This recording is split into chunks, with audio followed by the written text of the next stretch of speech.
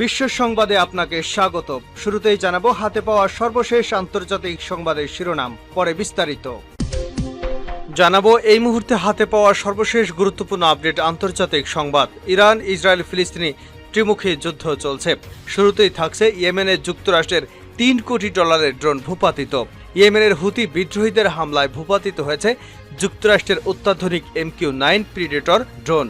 হুতি বিদ্রোহীরা এ দাবি করেছে। এতে প্রমাণ হিসেবে তারা একটি ভিডিও ফুটেজ সামনে এনেছেন। এবারে জানাবো ভয়াবহ দুঃসংবাদ। ইরানের প্রেসিডেন্ট ইব্রাহিম রাইসিকে বহনকারী হেলিকপ্টারটি বিধ্বস্ত হয়েছে বলে খবর পাওয়া গেছে। দেশটির রাষ্ট্রীয় টিভি চ্যানেলের বরাত দিয়ে আল জাজিরা জানায়, প্রেসিডেন্টকে বহনকারী হেলিকপ্টারটি অস্বাভাবিক অবতরণ করেছে। প্রিয় দর্শক, কি হয়েছে ইব্রাহিম রাইসির ভাগ্যে? তিনি কি বেঁচে আছেন নাকি মারা গেছেন? এ বিষয়ে থাকছে বিস্তারিত, ভিডিওটি না টেনে দেখতে থাকুন। জানাবো বাংলাদেশ থেকে শিক্ষা নিয়ে ভোট করার চেষ্টা করছেন নরেন্দ্র মোদী, এমন দাবি করেছেন কেজরিওয়াল। এবারে থাকছে ইসরায়েলের বিরুদ্ধে যুদ্ধাপরাধের যে অভিযোগ উঠেছে সে বিষয়ে আন্তর্জাতিক তদন্তের দাবি জানিয়েছে জর্ডান। রবিবার জাতিসংঘে ফিলিস্তিনি বিষয়ক ত্রাণ সংস্থা UNRW এর প্রধান ফিলিপ্পে লাজারানির সঙ্গে এক সংবাদ সম্মেলনে এ দাবি জানিয়েছেন জর্ডানের পররাষ্ট্রমন্ত্রী আইমান সাফাদি। কাতার ভিত্তিক সংবাদ মাধ্যম আল জাজিরা এ খবর জানিয়েছে। জানিয়ে দেব এবারও কেন ভোটে লড়লেন না প্রিয়াঙ্কা গান্ধী, এবং সর্বশেষ জানাবো হৃৎপিণ্ড নিয়ে কোরআনের তথ্যে হতবাক বিজ্ঞানীরা। প্রায় 1400 বছর আগে নাজিল হওয়া পবিত্র কোরআন আজও বিজ্ঞানীদের কাছে বিস্ময়। বিজ্ঞানের অনেক তত্ত্ব আছে যেগুলোকে মিথ্যা প্রমাণ করেছে কোরআন। তারই একটি হচ্ছে হার্ট বা হৃৎপিণ্ড নিয়ে কোরআনের গুরুত্বপূর্ণ তথ্য। এ বিষয়ে থাকছে একটি তথ্যমূলক আলোচনা, সঙ্গেই থাকুন। এতক্ষণ শিরোনাম শুনছিলেন, এবার বিস্তারিত। প্রিয় দর্শক, আপনি যদি এই চ্যানেলে নতুন হয়ে থাকেন, ভিডিওটি দেখতে দেখতে চ্যানেলটি সাবস্ক্রাইব করে আমাদের সঙ্গেই থাকুন। আর এই ভিডিও সম্পর্কে আপনি আপনার মূল্যবান মতামতটি কমেন্ট বক্সে জানিয়ে দিন। আর হ্যাঁ প্রিয় দর্শক, জানিয়ে দিন ভিডিওটি কোথা থেকে দেখছেন। সর্বশেষ জানাবো ইয়েমেনের যুক্তরাষ্ট্রের $3 কোটি ড্রোন ভূপাতিত। ইয়েমেনের হুতি বিদ্রোহীদের হামলায় ভূপাতিত হয়েছে যুক্তরাষ্ট্রের অত্যাধুনিক MQ-9 প্রিডেটর ড্রোন। হুতি বিদ্রোহীরা দাবি করেছে, এর প্রমাণ হিসেবে তারা একটি ভিডিও ফুটেজ প্রকাশ করেছে। শুক্রবার এক বিবৃতিতে হুতির পক্ষ থেকে বলা হয়েছে, তারা একটি আমেরিকান ড্রোন ভূপাতিত করেছে। এর কয়েক ঘন্টা পরে অনলাইনে একটি ভিডিও ফুটেজ প্রকাশ করে হুতিরা। সেই ফুটেজে যে ড্রোনটি ধ্বংসাবশেষ দেখানো হয়েছে সেই MQ-9 প্রিডেটর ড্রোন। যদিও মার্কিন সামরিক বাহিনী তাৎক্ষণিকভাবে ওই ড্রোন ভূপাতিত হওয়ার বিষয়টি নিশ্চিত করেনি।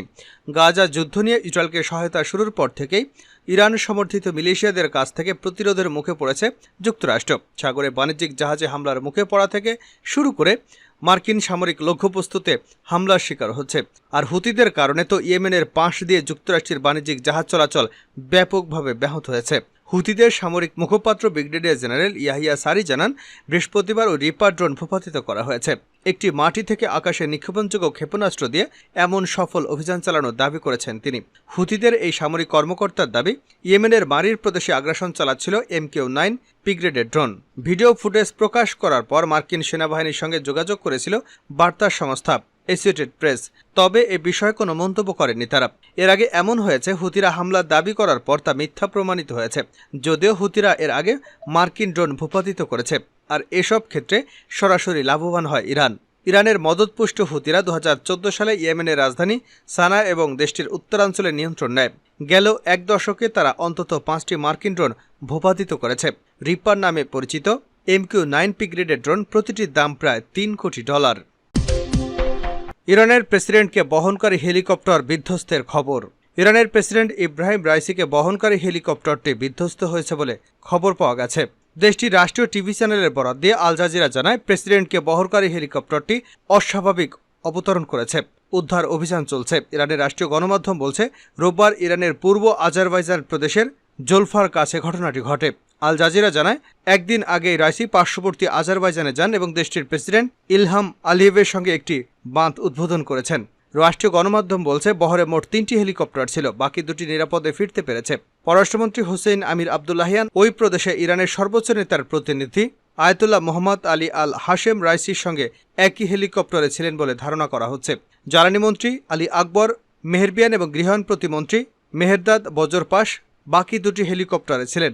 সেই 2টি হেলিকপ্টার নিরাপদে ফিরেছে। হেলিকপ্টারের প্রেসিডেন্টের সঙ্গে থাকা অন্যরা ইমার্জেন্সি কল করতে সমর্থ হন বলে জানায় বার্তা সংস্থা তাসনিম। স্বরাষ্ট্রমন্ত্রী আমির আভিদি রাষ্ট্রীয় টিভি চ্যানেলকে বলেন, বেশ কয়েক উদ্ধার দল ঘটনাস্থলে পৌঁছানোর চেষ্টা করেছে। কুয়াশা এবং বাজে আবহাওয়া পরিস্থিতির কারণে পৌঁছতে কিছুটা সময় লাগতে পারে। তিনি নিশ্চিত করেছেন হেলিকপ্টারটির সঙ্গে রেডিও যোগাযোগ করা সম্ভব হয়েছিল। এর বেশি কিছু তিনি জানাতে পারেননি। তবে তিনি জানান যোগাযোগ বিচ্ছিন্ন হয়ে গিয়েছিল। সরকারি বার্তা ওয়েবসাইট ইরনা জানায়, প্রেসিডেন্টের হেলিকপ্টারটি সংরক্ষিত দিজমার এলাকায় বিধ্বস্ত হয়েছে বলে মনে করা হচ্ছে। দিজমার বন এবং পাহাড়ে ঘেরা। কোন ধরনের হেলিকপ্টার প্রেসিডেন্ট এবং তার সঙ্গীদের বহন করছিল সে বিষয়ে নিশ্চিত হওয়া যায়নি। বাংলাদেশ থেকে শিক্ষা নিয়ে ভোট করার চেষ্টা করেছে মোদি, কেজরিওয়াল। বিশ্বের বৃহত্তম গণতান্ত্রিক দেশ ভারতের লোকসভা নির্বাচন চলছে। 7 দফার নির্বাচনের মধ্যে ইতিমধ্যেই 4 দফার ভোট সম্পন্ন হয়েছে। নির্বাচনে টানা তৃতীয়বার ভারতের প্রধানমন্ত্রী হবার দৌড়ে নেমেছেন নরেন্দ্র মোদী। নির্বাচনের মধ্যেই মোদীর ব্যাপক সমালোচনা করে দিল্লির মুখ্যমন্ত্রী অরবিন্দ কেজরিওয়াল বলেন, মোদী বাংলাদেশ এবং পাকিস্তানের নির্বাচন থেকে শিক্ষা নিয়ে ভারতের ভোটেও একই কাজ করার চেষ্টা করছেন। এমনকি রাশিয়ার সঙ্গেও ভারতের তুলনা করেছেন কেজরিওয়াল। শনিবার এক প্রতিবেদনে এ তথ্য জানিয়েছে ভারতীয় সংবাদ মাধ্যম ইন্ডিয়া টুডে। প্রতিবেদনে বলা হয়েছে, দিল্লির মুখ্যমন্ত্রী অরবিন্দ কেজরিওয়াল গত শুক্রবার ভারতের পরিস্থিতিকে রাশিয়ার সাথে তুলনা করেছেন এবং প্রধানমন্ত্রী মোদীকে পরোক্ষভাবে উপহাস করেছেন। একই সঙ্গে ভারত খুব বিপজ্জনক পর্যায়ে যাচ্ছে বলেও দাবি করেছেন তিনি। মুম্বাইয়ের বান্দ্রা কুর্লা কমপ্লেক্সে বিরোধী ইন্ডিয়া ব্লকের এক সমাবেশে বক্তৃতাকালে কেজরিওয়াল বলেন, বর্তমানে দেশের পরিস্থিতি খুবই বিপজ্জনক। পুতিন রাশিয়ার প্রেসিডেন্ট। পুতিন হয় তার সব প্রতিদ্বন্দ্বী নেতাদের জেলে পাঠিয়েছেন, আর না হয় তাদের হত্যা করে ফেলেছেন। তারপর নির্বাচন পরিচালনা করেন এবং 87% ভোট পেয়েছেন। অরবিন্দ কেজরিওয়াল আরও বলেন, বাংলাদেশের সম্প্রতি নির্বাচন হয়েছে। নির্বাচনের আগে বাংলাদেশে সব বিরোধী নেতাকে গ্রেপ্তার করা হয়েছিল এবং নির্বাচনে শেখ হাসিনা নিরঙ্কুশ বিজয়ী হয়েছেন। পাকিস্তানের নির্বাচনেও দেশটির প্রবীণ নেতা ইমরান খানকে জেলে পাঠানো হয়েছিল। তার দলকে ধ্বংস করে দেওয়া হয়েছে, তার দলীয় প্রতীক ছিনিয়ে নেওয়া হয়েছে এবং এরপরে নির্বাচন পরিচালিত হয়েছে। দিল্লির মুখ্যমন্ত্রী বলেন, মোদিজি বাংলাদেশ ও পাকিস্তান থেকে শেখার পরে এখানে ভারতের একই জিনিস প্রয়োগ করবার চেষ্টা করছেন। তিনি আরও বলেন, তারা আমাকে জেলে রেখেছিল। দিল্লির সাবেক ডেপুটি সিএম মনীষ সিসোয়াকে জেলে রাখা হয়েছিল। কংগ্রেস পার্টির ব্যাংক অ্যাকাউন্ট আটকে দেওয়া হয়েছিল। এভাবেই আপনি নির্বাচনে প্রতিদ্বন্দ্বিতা করবেন এবং জিতবেন, এটি কাপুরুষতার চিহ্ন। গাজায় ইসরায়েলি যুদ্ধাপরাধের তদন্ত চায় জর্ডান। গাজায় ইসরায়েলের বিরুদ্ধে যুদ্ধাপরাধের যে অভিযোগ উঠেছে সে বিষয়ে আন্তর্জাতিক তদন্তের দাবি জানিয়েছে জর্ডান। রবিবার জাতিসংঘের ফিলিস্তিনি বিষয়ক ত্রাণ সংস্থা UNRW এর প্রধান ফিলিপে লাজারানির সঙ্গে এক সংবাদ সম্মেলনে এ দাবি জানিয়েছেন জর্ডানের পররাষ্ট্রমন্ত্রী আয়মান সাফাদি। কাতার ভিত্তিক সংবাদ মাধ্যম আল জাজিরা এ খবর জানিয়েছে। জর্ডানের পররাষ্ট্রমন্ত্রী বলেছেন, গাজা উপত্যকায় অনেক নথিভুক্ত যুদ্ধাপরাধের ঘটনা ঘটেছে। আমরা এগুলোর বিস্তৃত আন্তর্জাতিক তদন্তের দাবি জানাচ্ছি, যা এই যুদ্ধগুলোকে থামাবে এবং জড়িতদের বিচারের আওতায় আনবে। ইসরায়েলি হামলায় জাতিসংঘের ত্রাণকর্মী নিহতের ঘটনায় সমালোচনা করেছে আয়মান সাফাদি। এছাড়া ফিলিস্তিনের উপত্যকায় মানবিক ত্রাণ প্রবেশের পরিমাণ নিয়েও ইসরায়েলের বিরুদ্ধে বিষোদ্গার করেছেন তিনি। তার মতে, গাজায় প্রয়োজনীয় ত্রাণ পাচ্ছে না সেখানকার বেসামরিকরা।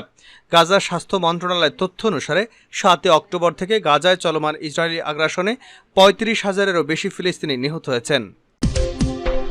সর্বশেষ জানাবো, হৃৎপিণ্ড নিয়ে কোরআনের তথ্যে বিজ্ঞানীরা হতবাক। প্রায় 1400 বছর আগে নাজিল হওয়া পবিত্র কোরআন আজও বিজ্ঞানীদের কাছে বিস্ময়।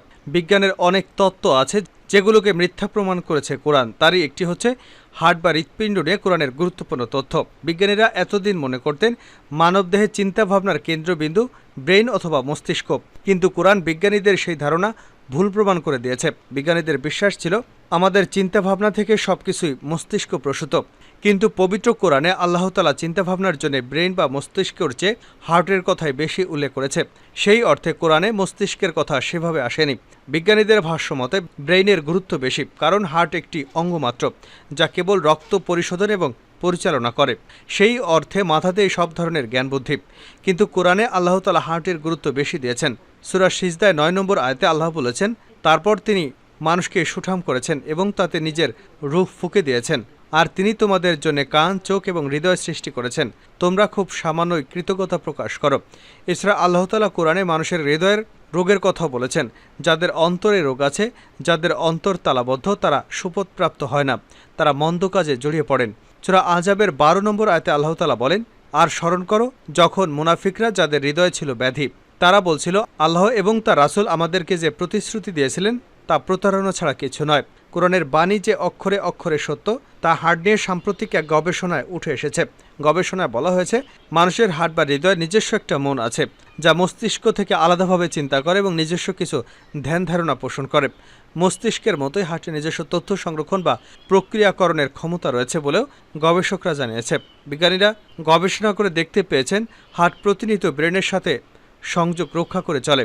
এটা অনেকটা এমন যে তাদের মধ্যে সবসময় কথাবার্তা চলছে।